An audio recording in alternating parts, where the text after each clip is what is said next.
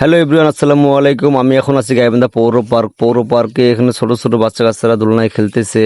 আর পুরো পার্কটা ঘুরে আজকে দেখাবো ভিডিওতে পার্কটা কেমন, যদিও আমি পার্কে অ্যাভেলেবেল আসি না।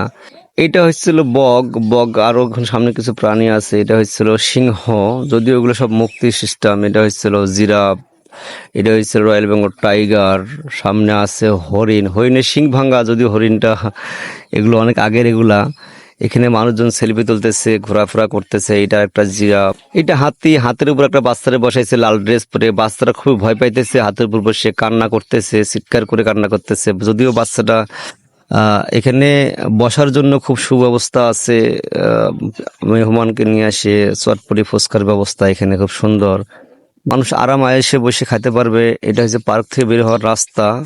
এইটা হচ্ছে পার্কের পাশে একটা ঝর্ণার পাশে আর একটু বাদাম বিক্রি করতেছে। বাদামের আশেপাশে এখানে ঘোড়াটা দেখতেছে।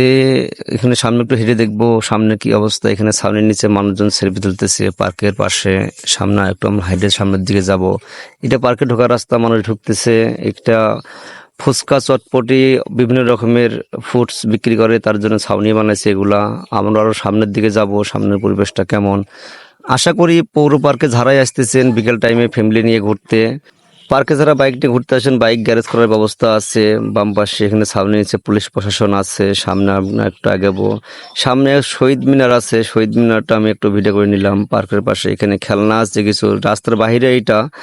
রাস্তার বাইরে আমি পার্কের বাইরে বের হয়ে গেলাম। বের হয়ে দেখবো এখানে রাস্তার পাশে হিউজ পরিমাণ ফুচকা চটপটির দোকান আছে। এখানে যারা আসেন পার্কে, হয়তো ভিতরে খান না বাইরে খান, তাদের জন্য বাইরের ব্যবস্থা আছে। সবাই ভালো থাকবেন, সুস্থ থাকবেন। আল্লাহ হাফেজ। সবাই আমার আইডিটা ফলো করবেন।